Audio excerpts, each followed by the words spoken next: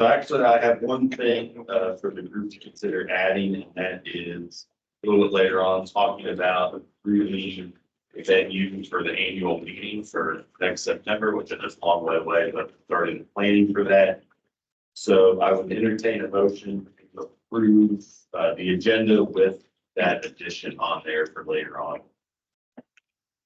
Motion, there's a second. Second there. Question. All in favor? Any opposed? That was 2/3 majority. Thank you. The next item is approving the minutes, the board meeting minutes for the December meeting. Everyone's had a chance to review those, but also entertain a vote.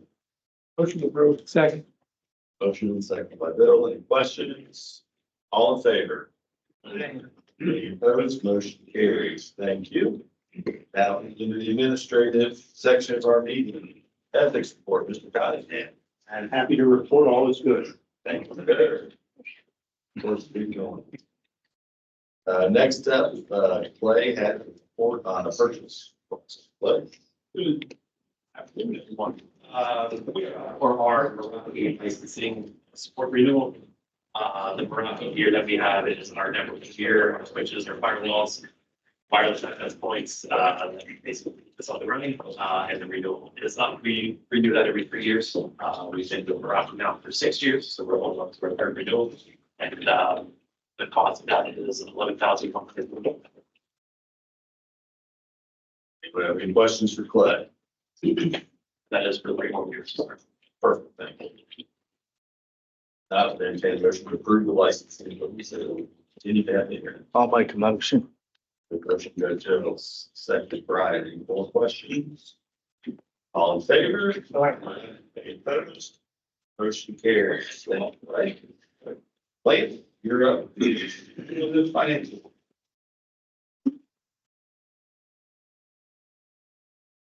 Good afternoon, everyone. Got the monthly financial reports over the packet, according to the public areas. First, as the monthly reviews through November 30th, we have received $14.6 million of revenue. That is about 57% of our expected revenue. 65% of that was state funds, 19% was federal funds, and other funds making up the rest, 29%. Let's go to the bottom of the monthly review. Our cash balance is $4.7 million. That is a 70% increase this time last year. That's good. That we're cash in. Accounts receivable balance is just over $2 million. That's down at about 14% decrease from last November. And our accounts payable balance is $500,000. And that is just a slight increase of $80,000 last November. The financial spotlight this month is the Joint Funding Administration, also known as the JFA contract. The fiscal year 24 contract is $422,000, and that makes up about 2% of our overall revenue budgets. So I just want to kind of explain that contract in case you might have any questions on that. For us, it's 3 parts. Part of it comes from the Economic Development Administration. And the next part is from the Community Development Block Grant.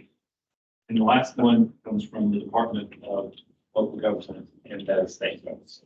So a portion of it, $100,000 of it is federal funds, $313,000 is state funds, and totaling $422,000.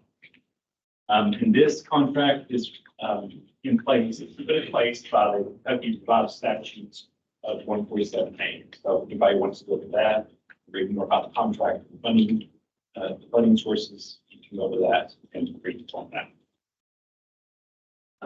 Moving on to the next page is just the consolidated statements. Polyad, as I mentioned, received about $14.6 million. It's the 13% increase from last year at this point in time. And expenses of just over $12 million with excess funds totaling $2.3 million. That's all my time for report. Do you have any questions for me this month? Great report. Thank you, Lance. Hearing no questions, but entertain a motion to approve financial. Just a second. Questions? All in favor? Any opposed? Motion carries. Thanks. Give us the great audit. Yeah, so say that the audit is complete. There was no changes, after the board meeting in December.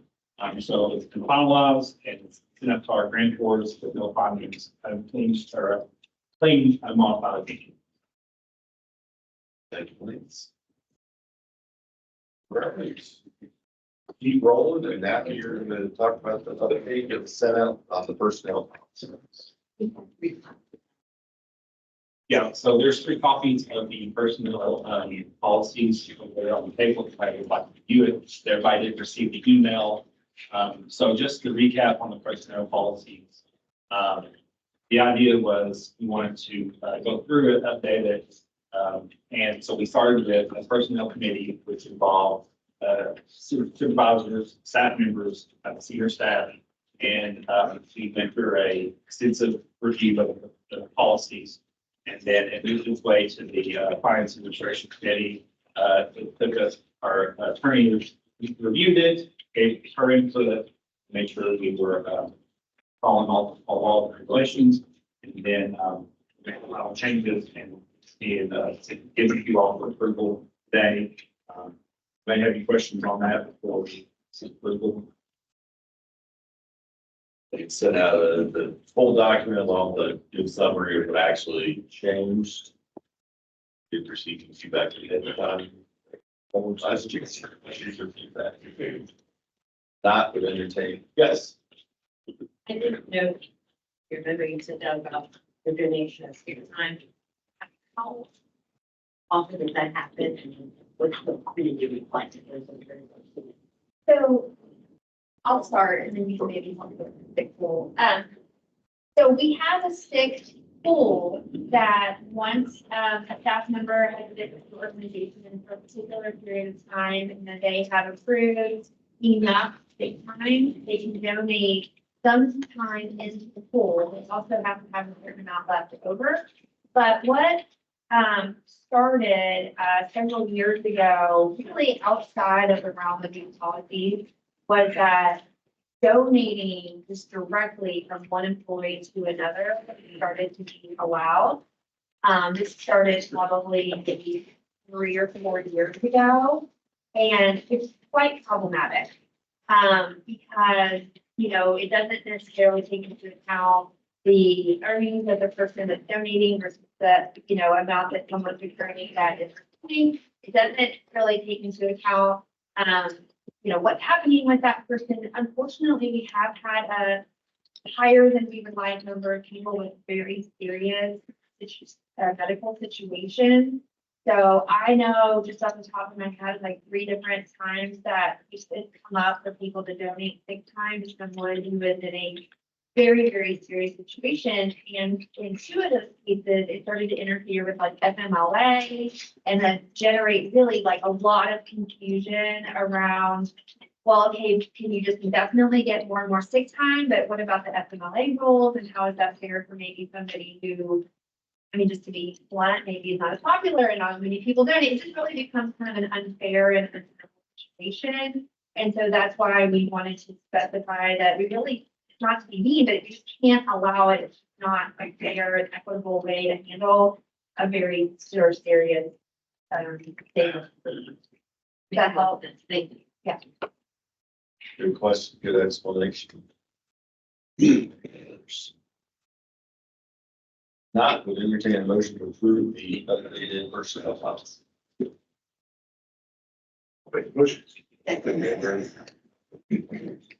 Questions? All in favor? Any questions? Motion carries. Thank you, Lance. Gary is going to talk to us about citizen reappointments from Kenton County. As far as I know, but everyone else that we know has flu A, so just trying not to spread any germs that I may or may not have. It's my pleasure, I know, so I got this thing on, so hopefully you can understand and hear me okay. It's my pleasure to bring to you a resolution that was signed by, I'm sorry, it was an executive order. Signed by Judge Knopelman, reappointing 2 citizen members from Kenton County, Brian Norton and Jordan Heinzinga. You can find that in your packet. And as is customary, we then bring that for affirmation to the board for final approval. If anyone has any questions, please let me know. Thank you, Tara. Questions? Not entertain a motion to reappoint Jordan Heisman and Brian. Your motion with a second. Second. Lots of seconds. Any questions? All in favor? Aye. Any opposed? Motion carries. Thank you, Karen. All right. On page 2, Chris Courtney, you got a couple local government updates for us. Few items. I'll start with my updates. Good afternoon, everybody. Reminder, the Municipal Government League of North Kentucky is meeting Tuesday, January 3rd at 5 p.m. We're gonna have a little different this time than the previous 2 meetings where there's not a keynote speaker and like that. There's gonna be basically a legislative an agenda there for the cities and counties to kind of collaborate on items that bring our community together, and then issue a letter to the league, and that's gonna be a fun night.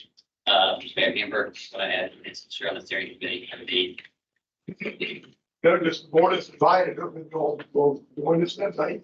I think we've had good representation in the past. I think with this one, this is a open discussion.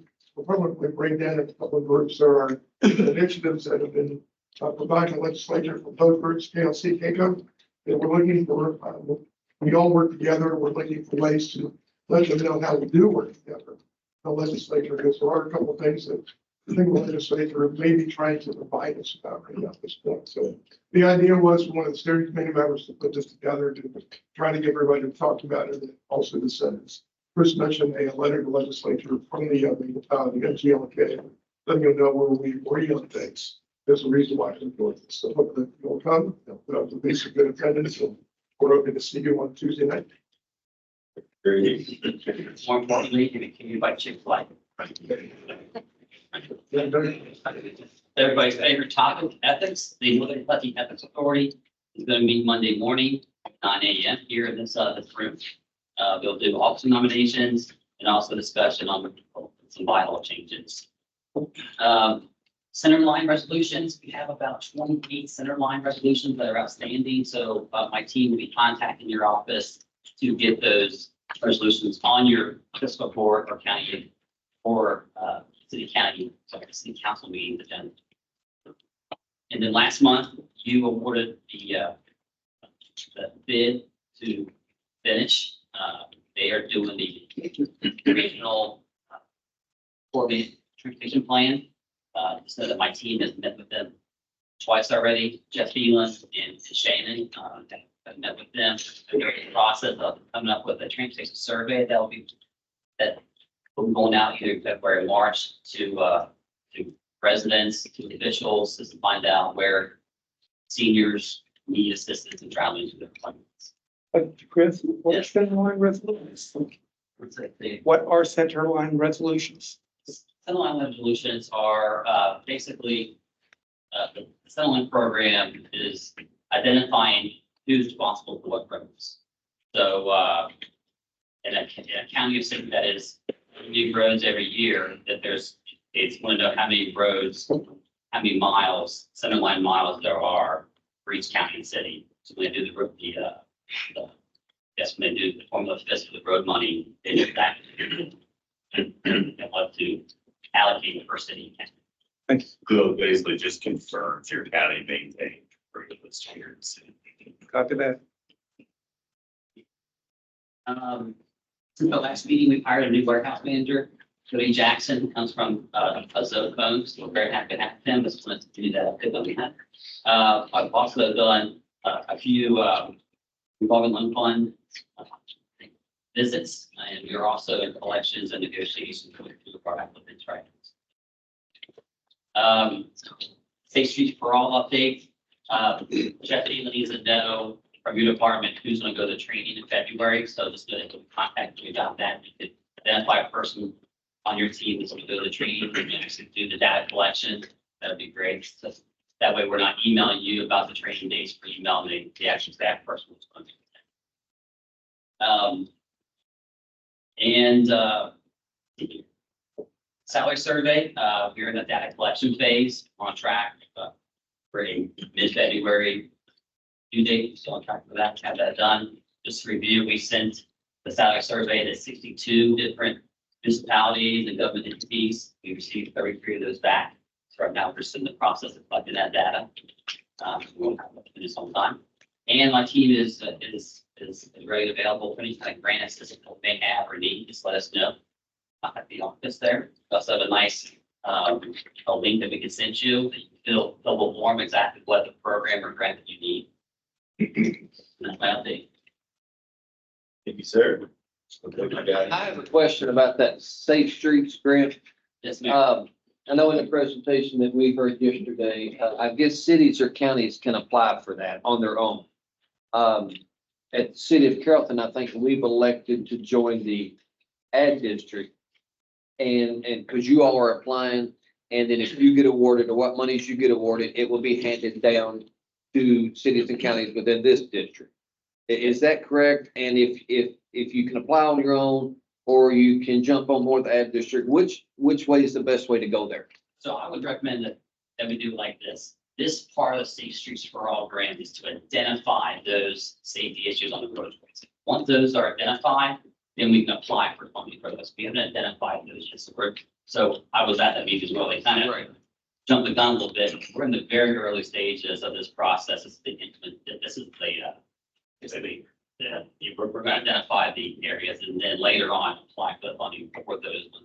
And we've kind of been keeping up with it. And I knew that's the phase we were in, but she made it sound like this money's there. You need to apply, it's ready, but I don't think we're there yet, but so when it comes time to apply, would you recommend cities and counties apply on their own, or should they go through the NKADD district, or do they have to go through the NKADD district? I'm not sure if they have to. I would like for you guys to go to the NKADD district on that, because we already know those areas that are identified. We already have that information. Do you have any more insight on that? I know you're probably familiar with it too. No, I think Chris is correct as far as saying, let's do our due diligence, identify the areas that we need to address, and then turn back around and try to buy what you have for a larger pot of money. It's kind of that concept of regionalism that we heard yesterday. Yep. Perfect, thank you. Any questions? Good question. Thanks for question. Chris, looks like you had a couple things for us to consider and vote on. The first thing are invoices, from Team Shelter, to us, the Johnny Bernard Foundation. We asked 3 money. Two of the invoices are the exact same amount. They're the quarterly counseling fee, Team Shelter charges the Johnny Bernard Foundation. And the larger one of 25,000 is their yearly fee that they charge. Ask the money that goes through the and we just need a chair. So entertain a motion to approve these pass-through funds. By Scott, to the second. Second, any questions? All in favor? Carries, all right. Warehouse sprinklers. All right, so, upon an annual fire inspection conducted by the fire marshal, we were notified that we are required to have a sprinkler system in our cooler and freezer. The warehouse manager called for 3 quotes. The committee was sworn to review the quotes, and the committee consisted of Amy Gosser, Clay Byer, and myself. He reviewed all the bids. If there's a discrepancy in the amount, I don't know if we can zoom into that, but Citywide was 16,900. Adams fire protection was 11,827. Actually, fire protection was $4,600. But the main reason for the discrepancy was, Absolute Fire did not put in a drainage system in their quotes, which to me thought, well, if the sprinkler system is activated, we would want a drainage somewhere. So, not go with that one. Add fire protection, their equipment wasn't as ready and available to be used as citywide facility solutions. So the committee recommends to the board final approval, citywide facility solutions, with the 16,900. So there's sufficient money in the program. Very good explanation. Any questions? Not entertain motion to approve the motion. Mayor Hamburger, second. Second, Joe. All in favor? Any opposed? Motion carries. And then finally, lease agreement. Chair. Oklahoma Service Division seeking board approval for the lease extension with our current landlord as TPC LLC, also known as King Perry Real Estate Company. Lease will auto extend on March 1st, 2024 for 3 years. And the terms of this agreement are identical to our current lease agreement, but then this is just an extension. The only change is in the amount that we will be paying monthly. Have an explanation of that.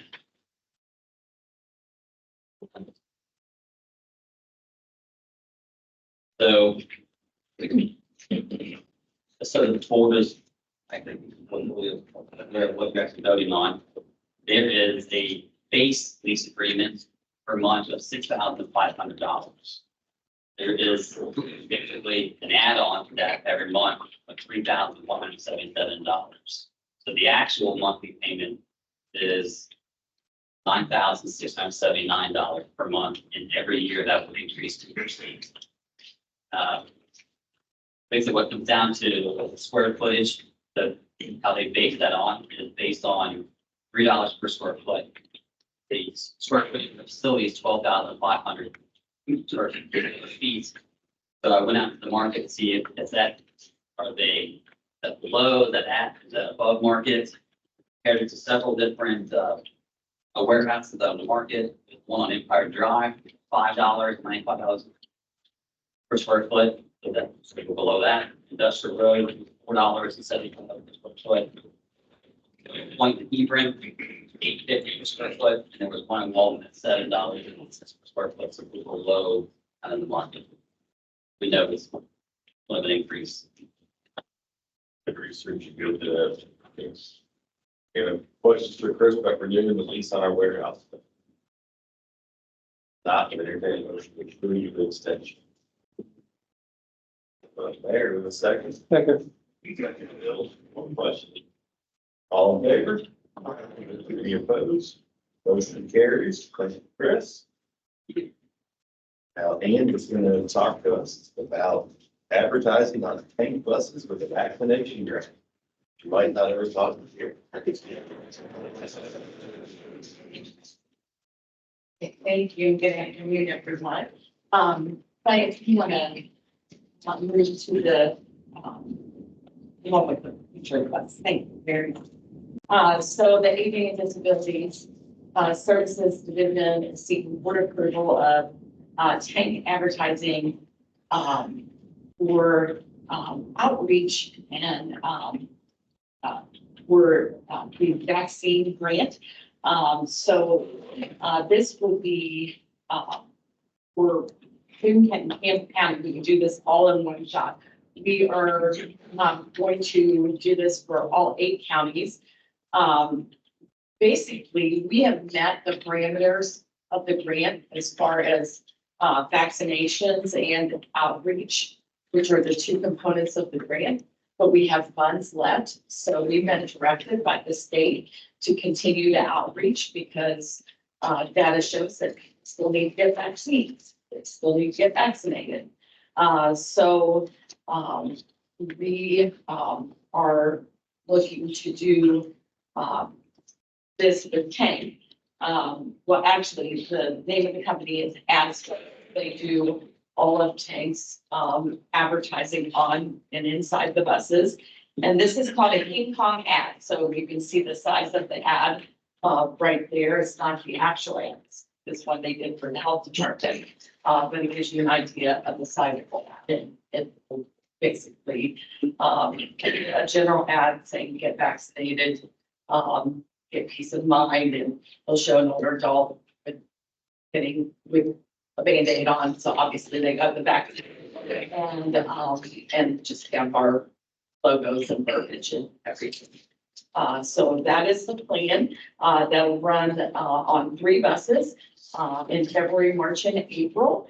And, the total, cost is $8,588. And with that, we are estimated to have, 9.5 million impressions. So I would say that's great for. Thank you. Yeah, the thought process behind this, was and I talked before, was, portion of that federal grant is dedicated toward outreach, it can't be repurposed to something else. And rather than send that money back to the state or back to Washington DC, find a local partner that sells advertising. We've done this with county grants, or keep the money in Northern Kentucky, get Tanks some ad revenue. So something to keep in mind if you're ever in a situation where you outreach money, or able to send it back, find some local that advertises. So are there any questions for any of this? I'm sorry, What's that? just the one, On one side. one side. Great question, Mayor.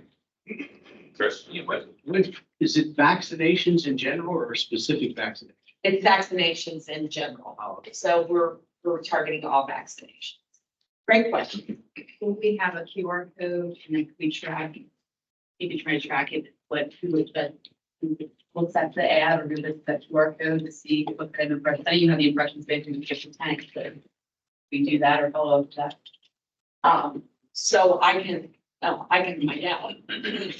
Yes, we've done a lot of tracking with the vaccine grant, Lauren. I can certainly talk to you about what we found out so far. So we've done some surveys and some other things. So we did a big vaccine hesitancy survey in the region, and we've got some good data for that. So I'll be happy to share that with you. Yeah, we could look into this specific. Yeah. Good questions, good discussions. Not entertain motion to vote for this advertising campaign. Second. All in favor? Any opposed? Motion carries. Thank you.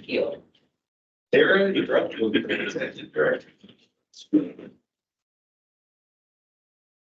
So again, just have a couple of things to bring to your attention. I don't have a PowerPoint or anything today, so I want to make sure we have plenty of time for our guests. But I did just want to let you know, as far as the first item on the agenda, as far as legislative updates, the Kentucky Council of Area Development Districts has subscribed to a service called HANA, which is a way to track bills, especially depending on that they add, have a specific person that's really set aside to do that. It can be kind of an overwhelming task. So with the council having that subscription, we can sign up for bill tracking and so forth. It's pretty new. It came out last week, so I'm still learning about it. But if there was a particular bill that you wanted me to plug into that and kind of see how it goes, let me know. One of the main things that I'm currently watching is the budget. And as Lance mentioned in his finance report, we do have a few funds that come straight out of the state budget that they're not, not written into statute where we automatically get the money. And that one is JFA, Joint Finance Administration. That's how we fund a lot of that public administration and community development work that we are able to do for our communities. That's funded through JFA. So we are very interested in having that be fully funded, watching, because we want to make sure that we can continue those services, and we do work really closely with DLG on that. We also are watching the budget for an ask that the workforce boards across the state have made to try to do more outreach with young adults. In Northern Kentucky alone, we have over 5,000 young adults between the ages of 16 and 24 that are not working and they're not in school. We call them disconnected. All of the workforce, not all, but the vast majority of workforce dollars at the moment that flow through the ad in the workforce budget are actually federal funds.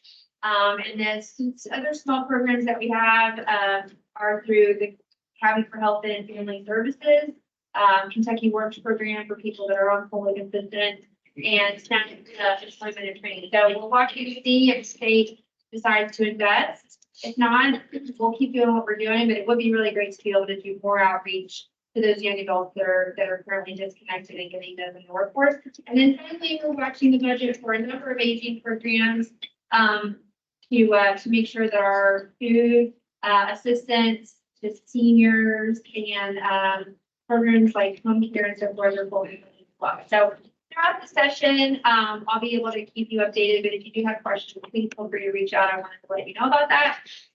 That segues perfectly into the last attachment in your packet, which is on the back here, that the Kentucky Council of Ed will be hosting a legislative lunch. It's a lunch this year. So for those of you that have been on the board for a while, you remember this used to be a breakfast.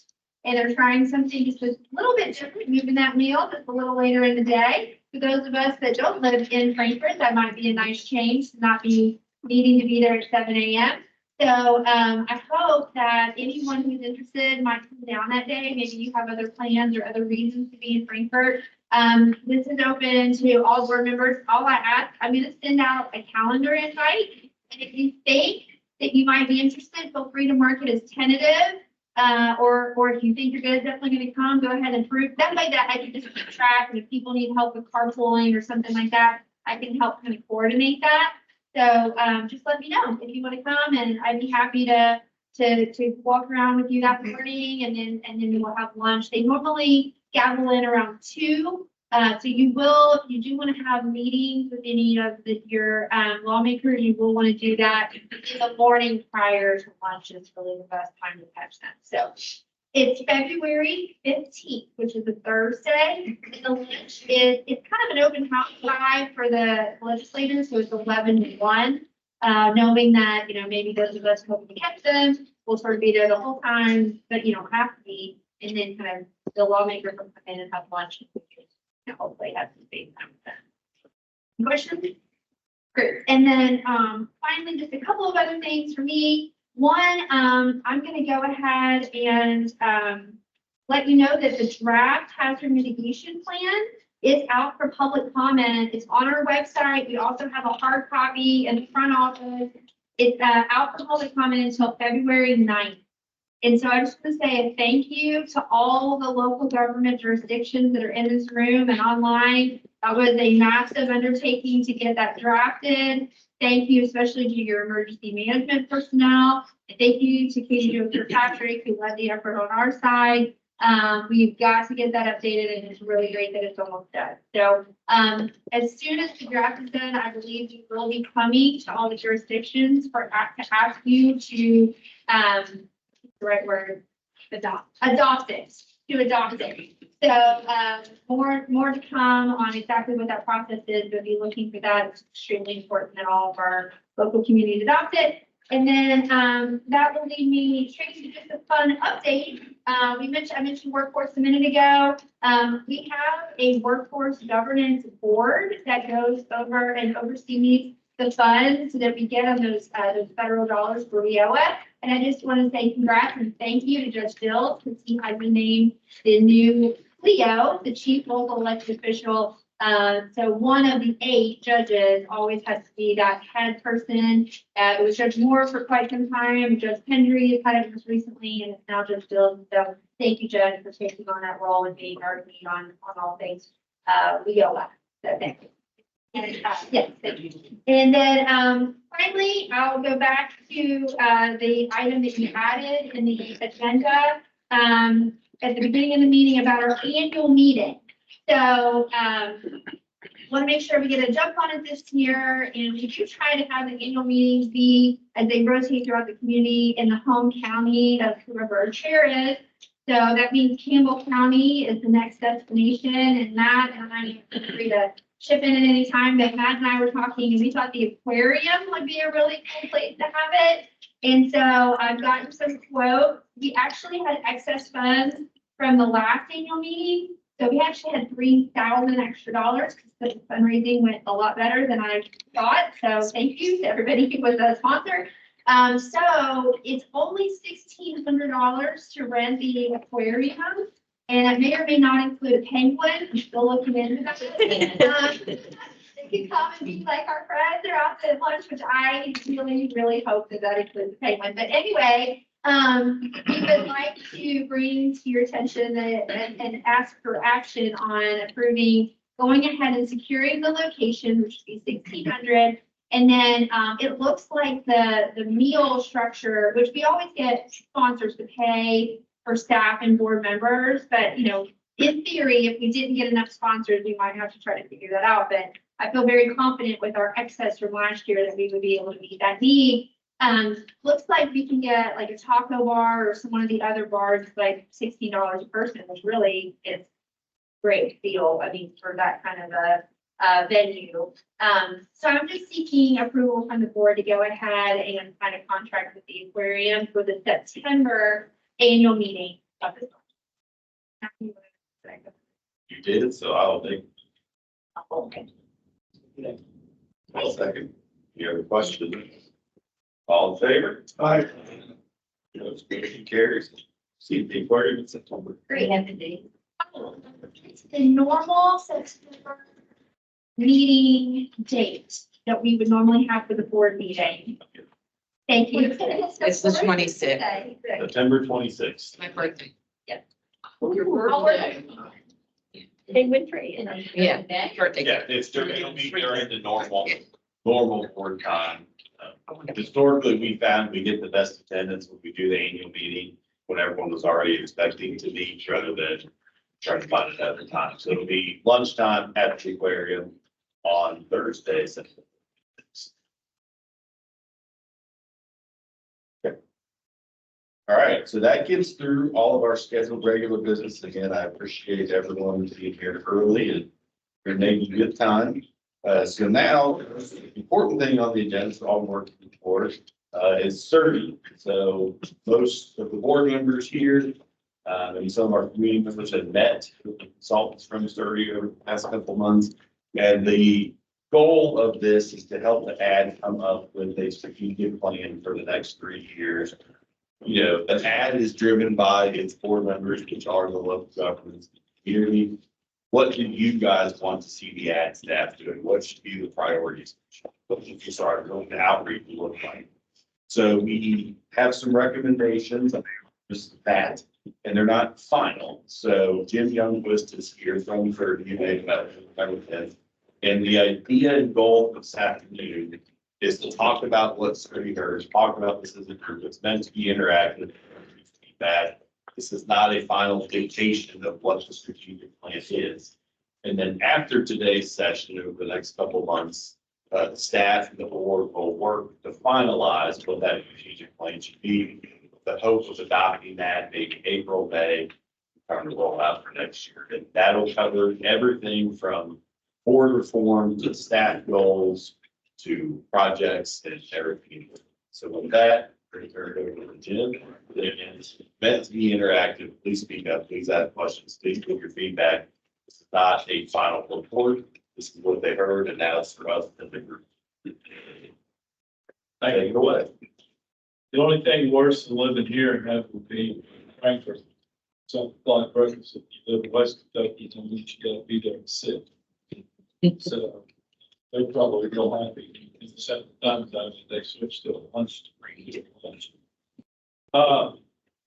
As the chair said, we were here a couple months ago and did an assessment. Tim Ware is the other person that worked with me on this, and Tim's not here, obviously. He is working today with a similar development district in Roanoke, Virginia this week. So we keep pretty active doing these assessments.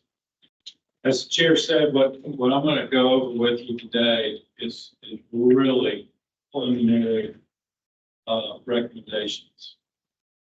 We started this process, doing 2 online surveys. One was for the board of directors, and the other was for the mayors that weren't on the board and then appointed administrators, whether they were managers, town clerks, et cetera. We then, in working with Tara, we did a series of focus groups. Usually what we do is we either do focus group by subject area, transportation or aging, whatever, and bring people in, or we do it by geography. We determined that the best way to go about doing the focus groups for the North Kentucky Ed assessment was by geography. So we did an assessment in each county, and that proved to be a good decision. I used to work in an area development district years ago, and I still work with the ADS a lot through South Regional Directors Institute. We serve over 130 development districts in 12 southern states. I can honestly say that Kipling, Bluegrass, Barren River, any district in the state that's has metro areas, urban and rural, there's really no bad district like Northern Kentucky. There's such a divide between rural and then those, and it presents a challenge. We'll talk about that. We also did a focus group with the staff, and then we did one-on-one interviews with regional nonprofit foundation leaders. We did interviews with your chair and vice chair, and then also the administrators for the Boone and Kenton County. So that was all the information that we gathered. These preliminary recommendations that are in this document are simply that, based upon the online surveys, focus groups, everything that you told us. Tim and I just didn't decide that we were gonna make this stuff up, as you might say. So I want to go through them, get your thoughts, get your comments. If you really don't think something should be considered, this is a great time to speak up and say that. If we, after listening to all of, I'm sure we heard from over 100 people during this whole process.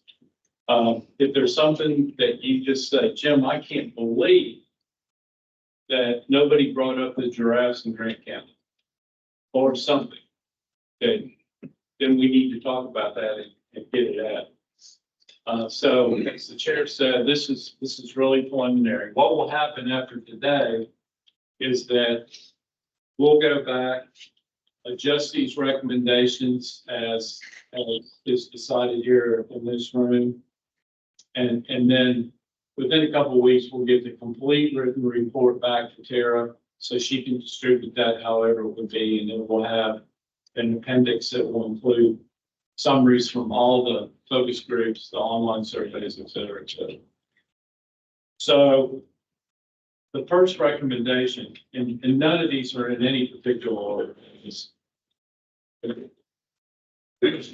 put them together. Was that the governing structure of the Northern Kentucky AD needs to be reconsidered to encourage engagement of all. It became pretty apparent in the assessment process that all 8 counties do not feel that they're equal partners at the board of directors stated. While not intentional by the board members, or obviously you as board members, it appears that due to the fact that the citizen member positions are based on a population formula, obviously there's more members from some counties than others. And there was a lot of thought that restructuring needs to take place to reflect the spirit of equal partnership among the board of their area development districts. So the action steps to possibly address this was that each county judge would have a seat, that the mayors in each county would select a mayor to represent them on the board, and that the county judge and whatever mayor that was selected among the mayors in each county would appoint a citizen member. And then the chair of the standing committee, and I'll get into that and other recommendations, would have a seat on the board as well, if you all at some point decided to have standing committees. The officers in the executive committee would be one and the same. And the officers should consist of a county judge executive, mayor, citizen member, and a standing committee chair.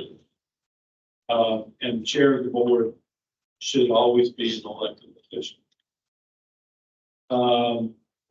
Obviously, the responsible parties for that recommendation would be the current officers of the board of directors, who would propose that. And we projected that would be sometime in fiscal year 25. So that was the first. Again, all of these are based upon all the many people, many of them sitting in this room, but others that were involved through some process with us. So that is the first. Yes. What is that? What's the current number of board members and what does the proposed changes? How does that affect that number? If they were all filled, I believe is 39. We have two vacancies. The recommendation that you can take it down to 32, remembering correctly. I did the math. Well, you got 8 counties. You got 8 county judges, 3 mayors, 3 citizen members. And then depending on how many standing committees. 24 plus a station committee. You could say before too, that's the neighbors, that the mayors of each county would elect the mayor, or select the mayor. How would they elect it? Well, where I've seen this happen before is y'all would have a mayor, a meeting of mayors in your county. And then you all would decide. Like, they decide to represent the mayors. Those that county mayors group, the county, the judges, and they are mayors together, and that's like we're working against it. It used to be, and you'll see in the bylaws, by the way, the notebook is, y'all got it really good, KR7 and all of that. And it's been a while since I looked at all that, and don't follow legislation like I used to, since I don't know in Kentucky anymore, but we don't have classes of cities anymore. It used to be a lot of the ads would have, you had a first and second class city, they automatically had a seat, and then they went to the, like, getting together and having another thing. So, but you don't have that anymore. So. I was gonna say, as far as these, we got other counties, the rules, so we're gonna make sure parts and you want to go back to one young brand, something like that. Yeah, I feel like I'm the only mayor that showed up, assistant mayor these days, so. I guess you could self-appoint yourself. Well, I mean, I don't feel like the other mayors have an issue with it anyway. Sometimes they show up and. Would that be for a year? You would reevaluate the voted mayor? Would that be it? I would think that you do it by terms. I don't know how long your term is over. Or You could do, you do whatever. some of these are guidelines. that Right. If the group was interested in that, so I think you could come up with, you could. annually would probably lead to a lot of turnover, I would suspect. So you can figure out a term, and then it also might be a good idea, depending on how the election work, I really map this out. You could rotate amongst the 8 counties as well, or half and half, or split them up so that all staggered, that's where I'm. So that all 8 mayors aren't possibly, swapping out at the same time. But the nice thing about this is this can all be decided by this group. Well, the reason I asked about as far as you, like per year, because mayors for 4 years that elected council members too. So if on the off chance that one of the elected officials would be a council member, we would have to reevaluate that. Especially if the standing person is not reelected. So to Sure. speak. And I think you would put guardrails and provisions in there that probably within a county, there would also be leeway for that group to decide amongst themselves what's best, in that particular county, so that if the Kenton County Mayor's Group wanted to look at it one way and a different mayor's group want to look at it another, because it would need to be flexible enough, understanding there's all sorts of unique situations you can't possibly write into the bylaws. So if you create some flexibility, that's legal, this group agrees upon, you could work through those situations. Well, I think I'm the only mayor that. You are, yeah. I think I'm the only one that comes. So, really, Gabe and Larry have any. Like, They bring you in, yeah, you could end up with a lifetime appointment. Yeah. Whereas Campbell and Kenton, we had 15 to 18. to What was pick wrong from. with the song? That's the only thing. But I think we're like maybe a 2-year minimum, 3-year max. Or something like that, so that you're not getting that, the threshold, or even if you are like a rollover at that point, even if it's a 3 years, you're not infringing upon, going over that election time, which you're gonna not get that. For this point, maybe so, folks are gonna say we are. I want to follow up to my question on the number. In my particular focus group, the emphasis was not just a restructuring of who's on the board, but a drastic reduction in the size of the board. I don't know if that's across this room or not, but discussion was there's so many members, they feel like they're a quorum built for and not a decision maker. Whereas the executive committee is very, very involved and important. I just think there's too many chefs, too many folks. At time, I think it was just 2 and 2. And if you wanted to dramatically shrink the board, you could just go to the 24. I know 24 is still a large board, but. There's also a question whether there was KRS laws or guidelines that we had to have a certain representation. Part of the trick in board reform is the current KRS is out of date because of the references to this. Oh, yeah. So for the classes, so in my mind, one of the concerns about spending too much time on board reform right now, and I promise I'm trying to be careful of not being the defender of the status quo, I get that, is if this group spends a lot of time to reform the board, figure out who's on it, redo the bylaws, and then the legislature gets around to updating the KRS to remove the references to classes of city, are we gonna go through the same exercise again? Has been my hesitation on how much time to spend on board reform. And I think, as we move through these, well, here, board reform is just part of it. So one idea that's pitched me is there are other areas we focus on for this upcoming year. Year 1 of the strategic plan is outreach, is community engagement, is, services that our communities want to see, because those things won't change. So keep that in mind. We probably can't do everything all at once. And as you hear, we work through these other categories around board reform, this group might identify priorities that are more important to the group to focus on first. So keep that in your back of your mind. We don't have to solve board reform in this meeting, this month. I read the county judge and the mayor each appointing a citizen, but you're saying the county judge and the mayor is appoint one, two, three. So I called and asked, Okay. because that's how I read it also, but just to clarify, Junior, you just have to be one. So there'd be, like, there'd be on each county, have the county judge, a mayor, and a citizen.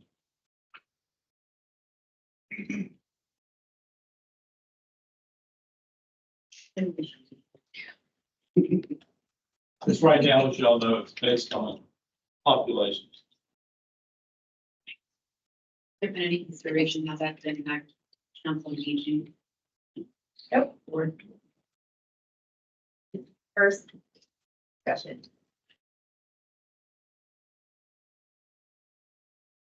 Any other board reform topics? We'll circle back. Okay, the next one is standing committees, and this gets back, well, or touches upon the area agency. There's a lot of talk about, an interest in creating standing committees which would support and engage in board with recommendations, ideas. So it'll be more interaction, people involved. And of course, they would, in our thinking, from observation around the region would be that you could have that as a direct link to the board of directors, to have each chair be on the board as a voting ex officio seat. So that would be the possibility of a few additional people based on the current focus group meetings and scope of work. Northern Kentucky, the executive director could bring forward to the board recommendations from standing committees that would seem very feasible, logical to the work programs and activities right now. An example would be obviously your executive committee and a possible budget committee, which you may have a budget committee still from the executive committee. You have an area agency on aging, workforce development, revolving loan committee, although throughout our deliberations and discussions with the process, there was some discussion about whether the revolving loan fund program will stay here or move away from here. You know, that's I'm sure that's another discussion for not this board meeting. So, and then the transportation committee. So just the thought of possibility of having standing committees. And then obviously the standing committee should consist of local government officials appointed or elected, and then probably related experts that might understand the subject matter from throughout the region. Could obviously be good contributors in an advisory position. So that was the general thought on the possibility of having standing committees as part of a supportive group to you, board of directors. Discussion. Question. Making sure it's usually comes from the board. So the next one is a comprehensive orientation program. Should be developed for the board of directors on an annual basis. Numerous short and long-term board members that participated in this assessment said that they had not gone through a comprehensive orientation program about Northern Kentucky, or the role of them being on the board when they came into service to that. They noted that they knew about some of the initiatives, programs, but not all, and really didn't know about all the NKADD should or could do to support local governments in the region and the region as well. To strengthen the relevance and importance of the board in the added comprehensive program. is needed. And ironically, the lady gives you the word, which is great. It has a lot of good information. But I think this is a situation, not only here at Northern Kentucky Ag, but across the board. With area development districts, not only across Kentucky, but also. That a lot of people, if they're on the aging committee, they know about aging, but they really don't know about transportation and what happened. And so, you know, the ad is the local governments in this region. And all the different things that, you know, 147 is outdated, but it's really pleasant. So I think the orientation and understanding what you can and cannot do, just an emphasis that there needs to be more of a general orientation program for all of you. We see some things about that. If you want to be on the board, then be on the board, mayor, there's but even if they have large, at least once a year we do this. I know that there's a good, a good stab at this, backing it to appreciate that. Same way, but I think we need to at least do it once a year, once in a listed meeting like this, maybe even on a Zoom meeting to make it accommodating. But if you're going to be on the board, I think that ought to be a mandatory item that's out there to join the board. I think we got to put that in policy for that purpose. That's a good idea. And one of the things Tara and I have talked about is kind of annually, like we did today, knowing there's a full business agenda, start the action meeting at 11:30.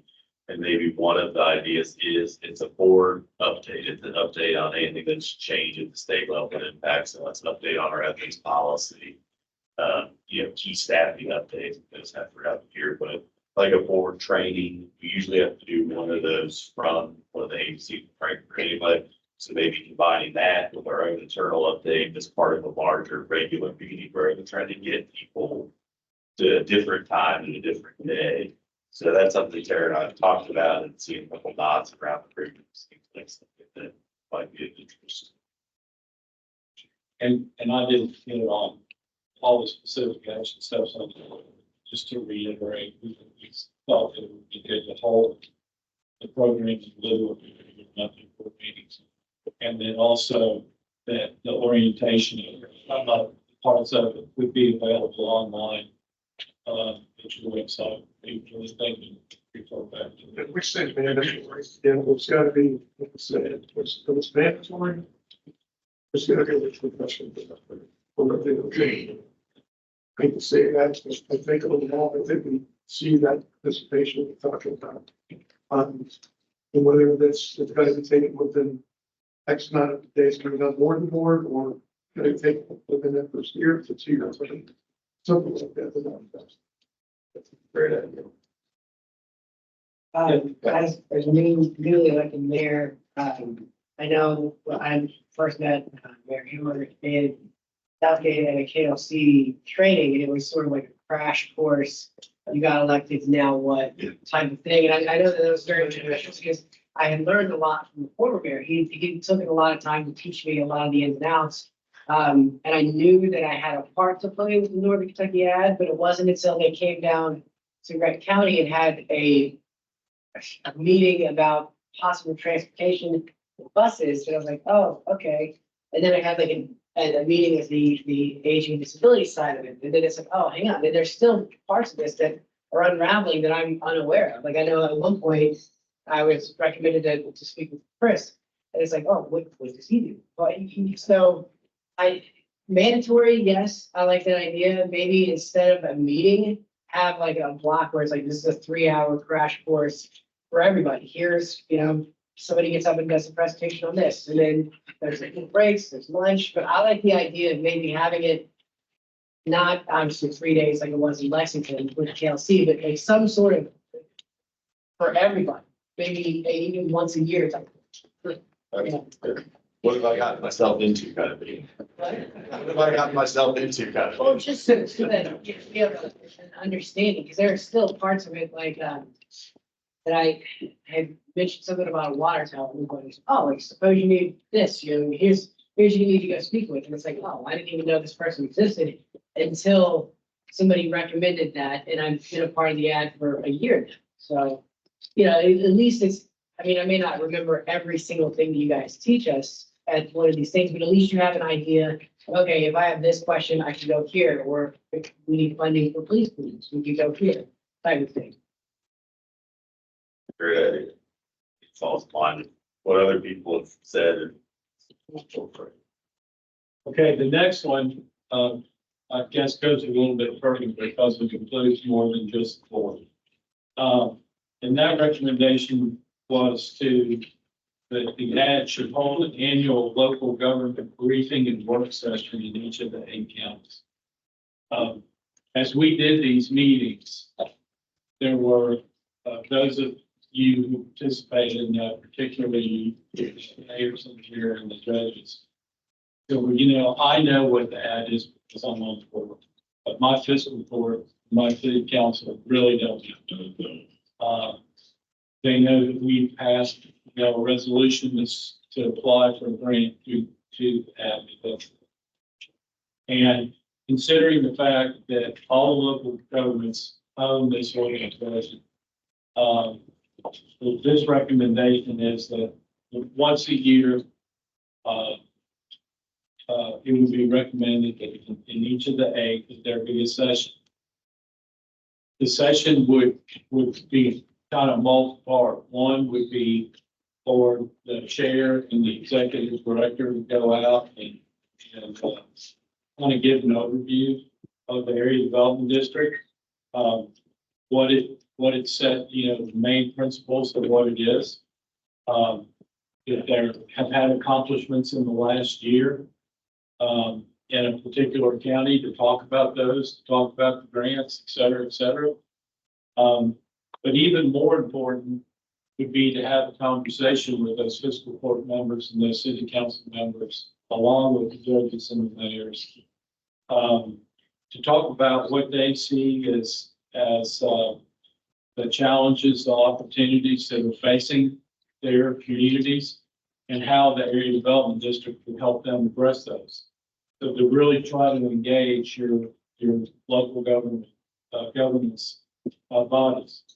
And in turn, while a lot of that would obviously be specific to the county that obviously the meeting was being held in, there might emerge some issues or opportunities or challenges that are regional in nature, and that may be a way of identifying those. Obviously, y'all have been focusing a lot on housing in the last year, and every meeting we had, that came up. And obviously, that's a regional issue. Heck, that's a state issue. That's a national issue. And housing is really, really it. So that recommendation is basically on going out, getting feedback so that you all know what the opportunities and challenges are from the electeds and the appointeds perspective, and how that may help you build a regional agenda and make those that aren't on the board but are elected officials particularly more aware of the ad and that it's theirs and This will come with the give it the mayor speak. You do that business.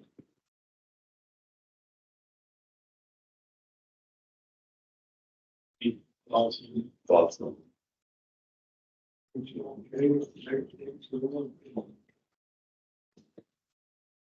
The next one, communication. You know that also goes. But increased communication with local governments by routinely being visible at member meetings and functions.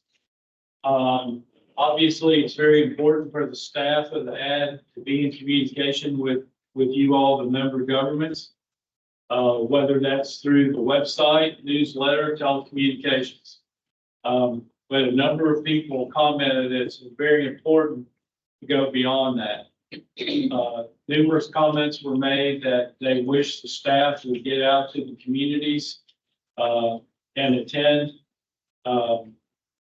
county commission, city council meetings to be visible, to bring updates to their governments that they would be interested in. And it's important to get out there when the staff is not asking for anything, but just to be out there to provide outreach and say, hey, we're here to help. The action steps to accomplish that we threw out there, that at least once a year, staff members should attend at least one meeting of each member jurisdiction in the region. That maybe a staff member could be assigned to each member jurisdiction, and just routinely be in communication with the elected officials in that community. How you doing? Anything we could be doing? Hey, we just found out from DLG they're going to start a whatever that you might be interested in. Additionally, that the executive director would make sure that they visit each member at least once a year, and to, be in a meeting or drop in to visit the mayor, or the county judge. And, it's not being done at the present time, and we weren't, when Tim and I wrote this up, we weren't totally sure that this was the case. But if it's not being done, then the executive director should coordinate periodic group meetings with the city and county municipal administrators in order to brainstorm ways in which jurisdictions may work more regionally together or address issues that are kind of hot, just came up, hot topics. If you don't mind, I'll just add a couple of things here because I think this is a really important one. And this really gets to the heart of why we wanted to have this assessment. This is already something that we had wanted to do. And so then when we saw it in writing, it really just, put the fire that we really need to do it. So we have been working as a team. I think it's probably going to end up launching in March just because we know we have to get on agendas. But the plan is to start a process. Bill Mitchell has offered to help me kind of figure this out, which I appreciate, to have a team of staff members, probably 5, who work together on a handout, talking points, set, kind of a set presentation, but obviously be available to answer questions and things too, and get on the agendas. It'll probably take, it depends on how many team members we have, somewhere between 3 and 6 months, because we've already mapped out when all the different meetings are, but this has to happen. So this is something that we're definitely working on and already started on. So it'll take a little while, but this year for sure this is happening. And I did want to just also mention that I'm actually a member of the Northern Kentucky City County administrators group, and so I attend those meetings whenever possible. So that last bullet, that was going on. So I personally, in addition to the staff that staff them, I go to this meeting so that I can better understand what's happening with that group. So I just want you guys know. So I don't want to get in the way of your discussion, but I did want to let you know that you're actively working already toward achieving this recommendation. And I'm gonna jump here and kind of circle back to the beginning. To me, this is an example of something that's a high priority and that the staff can be working on and doing no matter what the board structure is. So, this as a use of resources to me is very important, and it can happen no matter what. So that's what I've talked about at the beginning of prioritization, what matters, of course, what doesn't, to me, this is a prime reason. I can make a recommendation too, that if you want to have the schedule that you're doing things, you might be board. Yeah. I have one minute, I'll let you with that one too as well. Thank you. Go ahead. Yeah, Matt, I think this is a really good idea because a lot of times, sometimes we get new council members every 2 years. We're one of the budgets, contribution to the ad district question always comes up. Now, what's this ad district? What do they do? Why are we giving them?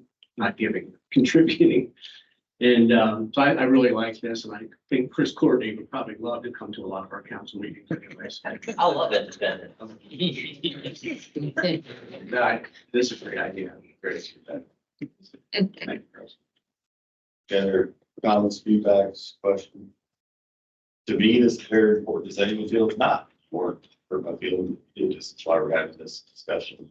It's Paradise top priorities. Everything that's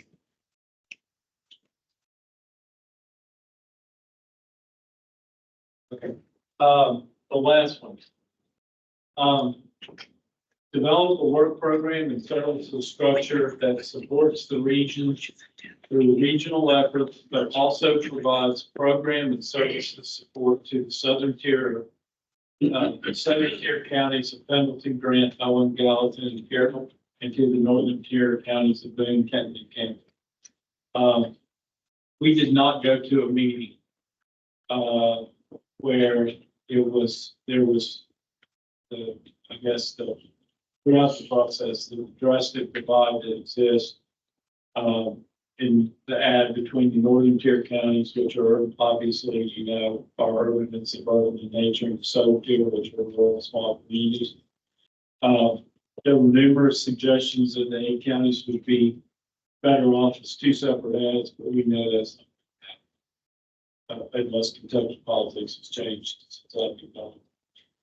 And or the focus of the work of Northern Kentucky ad, this was on the northern tier counties, and that the southern counties were an afterthought. In some cases, those conversations were just the opposite.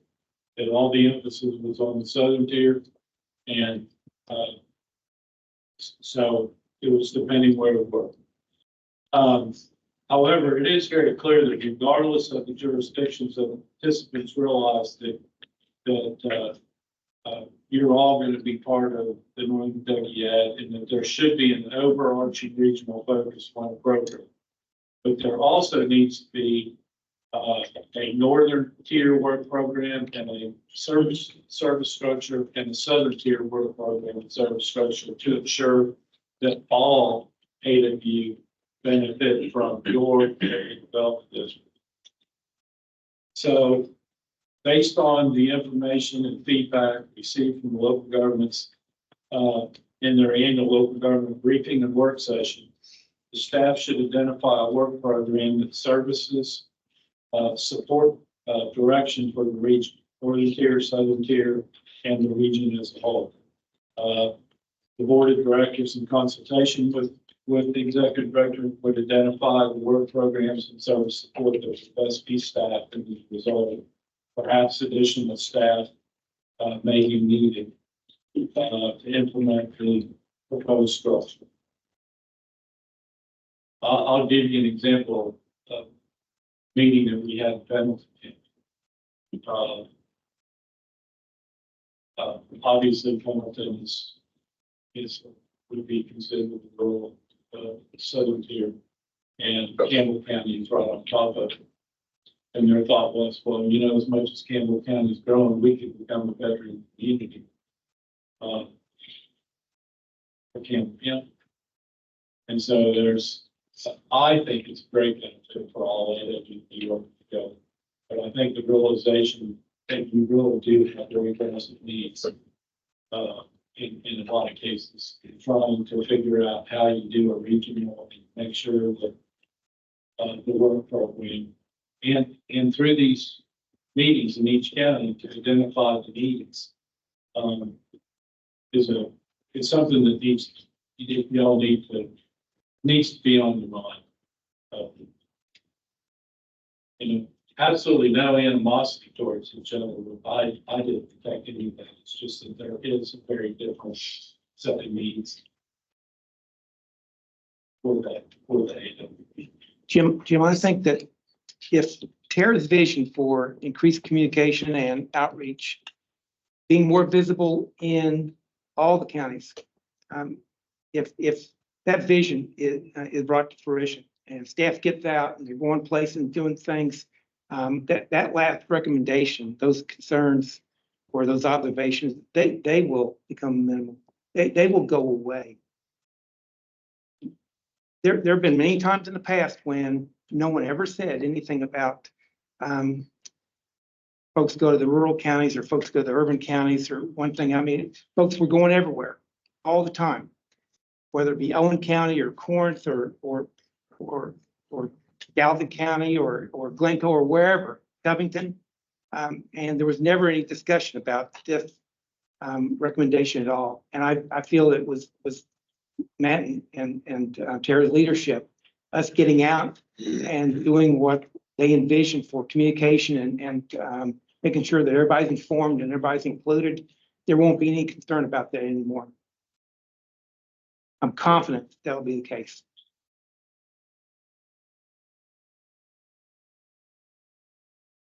This is a big one. This is one of the primary factors in the reason for wanting to do this, and not necessarily 3 to 5 questions, but what does the board want to add staff to be doing? And, you know, coming up with a work plan for how that's divided, you know, those details that we worked out. But this is the crux of this. So this is where, you know, we want feedback, suggestions. You're not comfortable here with the now, talk to the applicant, talk to Aaron, talk to whoever. But this right here is why we did this whole exercise. So everybody. Everyone feel like they are getting representation and their voice matters. I think that's very important. But I look at this as they're a city that has 250 meetings. My job, figure out how they are delegated on the responsibility. You're relying on my department head. I think it would be very difficult for me to have my council come in and make suggestions to me on how to manage this. But he is the one. I think it'd be very difficult for us to tell Tara how to organize her staff. Just my 2 cents, just being and think we're the responsible for that many employees. I just don't see that that's feasible. Now, if she chooses to assign this person to the northern and southern, I have a problem with that because she's managing those. I would support that. That's just. Great to be there. I have 2 things. One, I don't necessarily see it as us telling Tara how to do her job. I think there are aspects of it that me as a mayor, I'm not aware how the Northern Kentucky Ag District can potentially help our city, where they may not be aware of some of the needs that our city personally has. Whereas my city council and me as the mayor and some of my employees probably have better insight than maybe Tara does on Williamstown specific. So I wouldn't view it in terms of us telling Tara how to do her job. It'd be more, here are things that we need. Could you help facilitate? And how can we work together individually with that? And also to that point, it hit me a second ago when you were saying something. I'm in no way am I against the tank advertisement thing, but also maybe we need to focus on how can we target each individual county to advertise to each individual county. Because I know that there are several people in my community who aren't aware of, let's just say our seniors, and we have that, the Northern Kentucky Ag helps with. So there may be aspects of it that you guys can provide or already do provide to the county that some of the citizens may not be aware of. I think the tank advertisement is fine, but maybe one way that we could have a better face and a presence in each individual community is going, okay, well, like my city, or I guess my county rather, has its own radio station. And then we have our own newspaper. So I'm not against advertising on tank, but you're not going to hit anybody in my demographic because we don't have tank services in Grant County or even Walden. So maybe a better approach would be how can we work with each individual county to address what their needs may be that they may not be aware of. I mean, we're in Florence right now, so it's easier to kind of get an insight of what's going on here versus going to maybe Corinth or Falmouth or Pendleton and then knowing the ins and outs of what would be most effective. And part of that would be sitting down and going, okay, what would be a good way to, I mean, Pendleton has the outlet, the newspaper, Grant County newspaper, the Northern Kentucky newspaper. So there's various options that we can have. I think that's if we individually sit down, like the county attorney exec, myself, and other mayors, and go, hey, here's some areas that we need help with. Here's areas that we feel like maybe you can advertise or better get that word out. So twofold, sorry. I don't know what they can talk about through this. So it's PR, but the guy how to get, I was worried about the accounts of those. All the accounts too, as well. The parts going, whatever, especially this is number 5. That's out there in one, and I know this PR campaign, I don't know if it's something, the newspapers, if it's an article that covers this articles, the paper or anything, what can we do to get the word out about the, New hire and ad it's agency. just not the electors, but also the people. And we kind of addressed that a little bit with communications. You know, I think it's just all part of the website, newsletters, press releases, and stuff getting out there. Where do you see what kind of things like that at all? Combinations.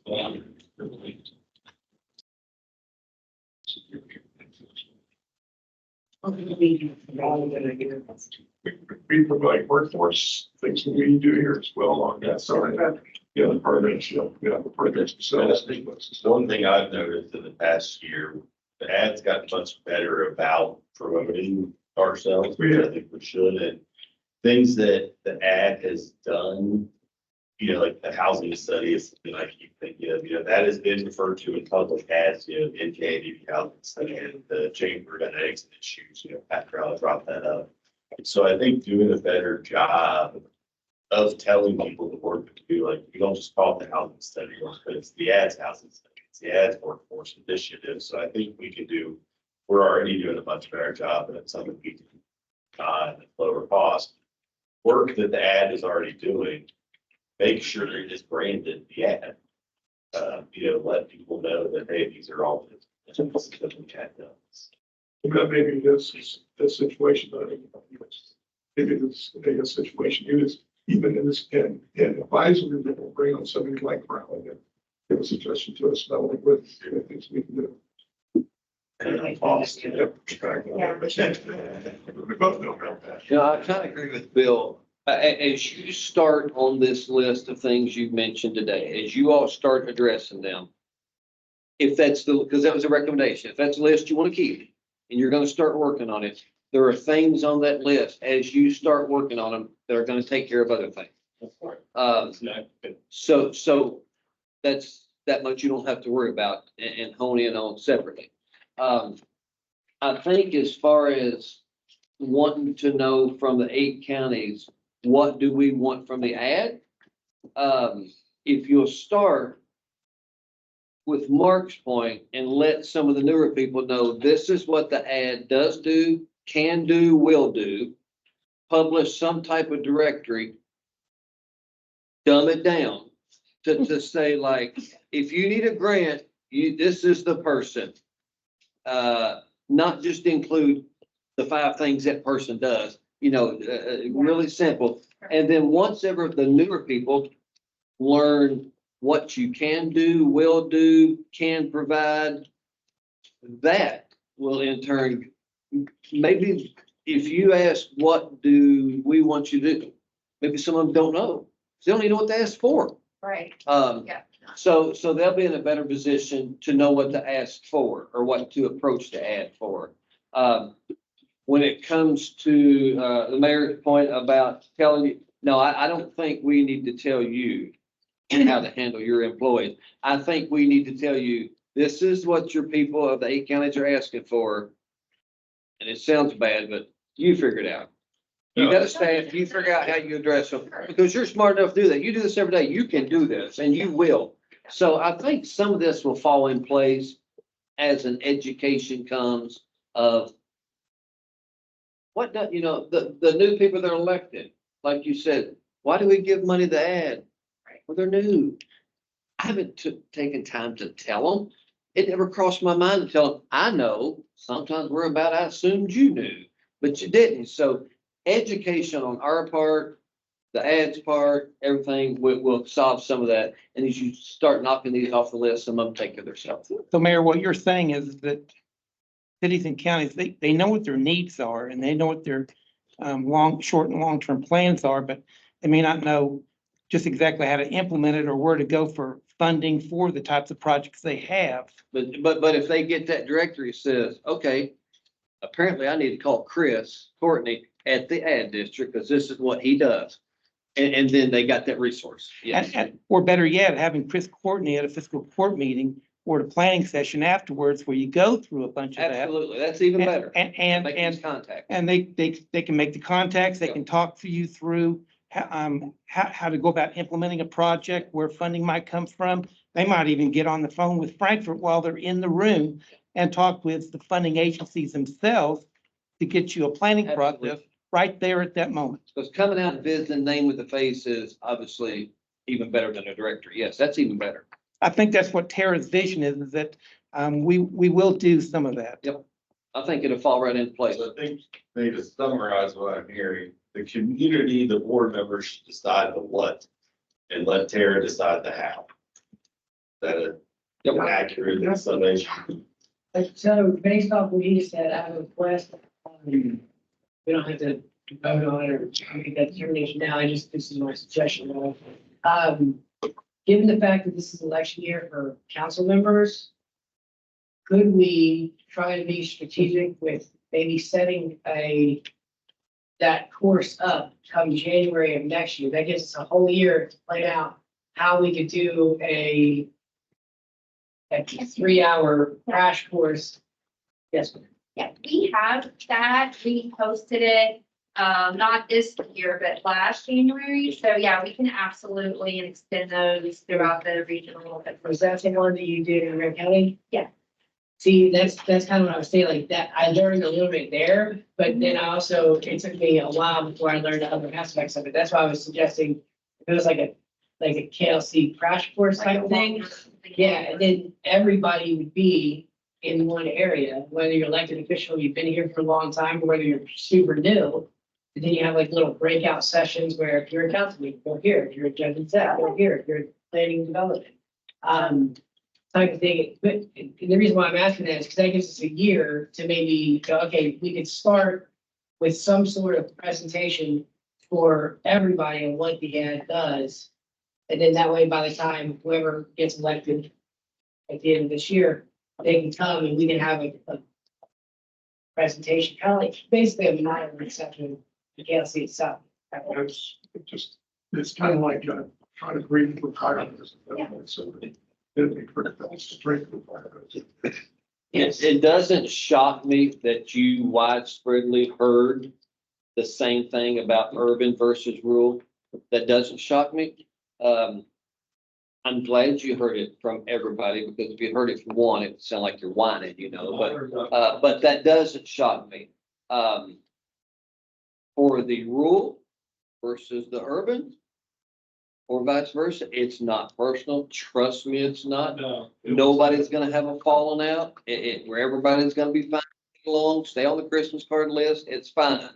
But always gonna be a hurdle that you gotta work through and overcome, because there's something to it. And I think it comes down to, I don't expect urban always to understand how we in rural are forced to and have to manage. I don't think we understand, nor should we, how you all operate, because you're up against a little more. I get it. It's just two different kinds of governing. One's not more important than the other one, but it will always be there. Just don't ever lose sight that it's an issue for each other, and it will always be there, that we got to be cognizant and work through it, because it is important to everybody.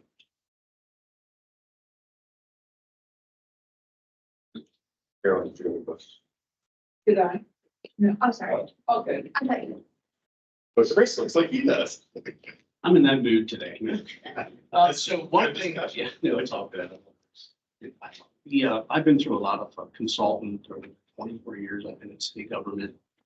Consultants do a great job. This is good data. One thing I've learned when you're doing that is, and you said it, Matt, you don't have to take a whole bite of the apple.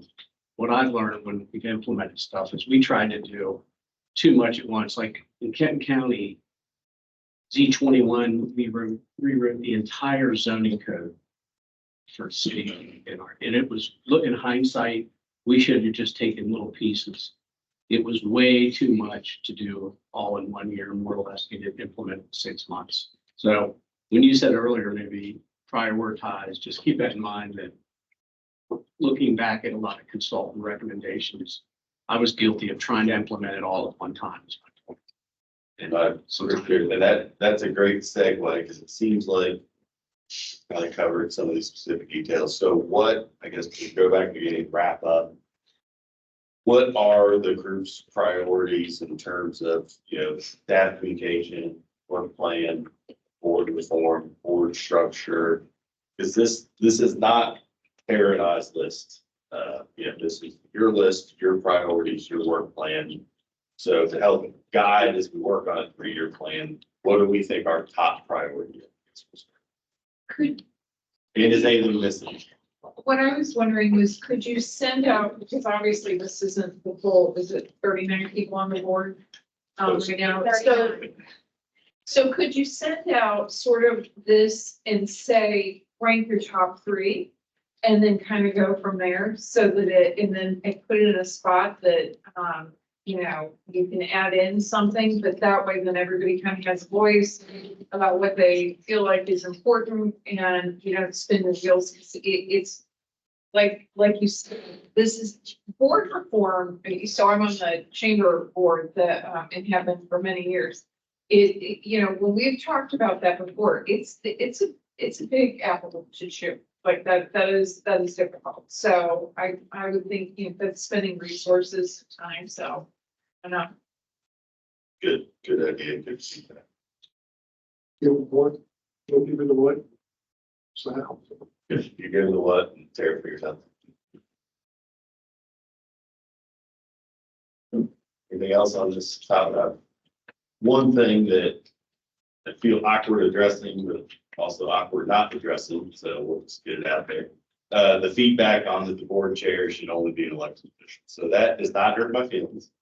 And if that is something that this group would like to change sooner rather than later, that does also not hurt my feelings. This is the group of the board. And since that came up, if you feel that should change and don't want to raise your hand right now, I totally get it. Just talk to Tara, talk to whoever, we can facilitate that.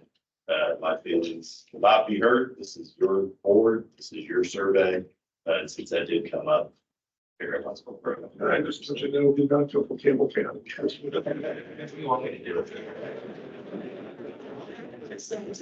Being a citizen rep moving up, I would do the same thing. I fell into this because Casey Ellis got a new job. Casey was supposed to be the board chair for this year. I got on the F&A committee originally because for those who don't know, I'm a CPA by trade. So like, hey, finance guy, let's put you on the finance committee. And due to longevity and Casey Ellis get the new job, I've ended up here. So it is by accident. So if there is a desired change in that, no hard feelings, then let Terry. I can tell you that you were not. Okay, they didn't say that. I think that the people that said that were thinking in terms of the local governments, think. Sure, absolutely. The mayor, the judge, most appropriate. But it wasn't, we need to give it to the county administrator. I appreciate that. That's fine. I don't give no reason not to give it. It's not somebody else. I think I think that was.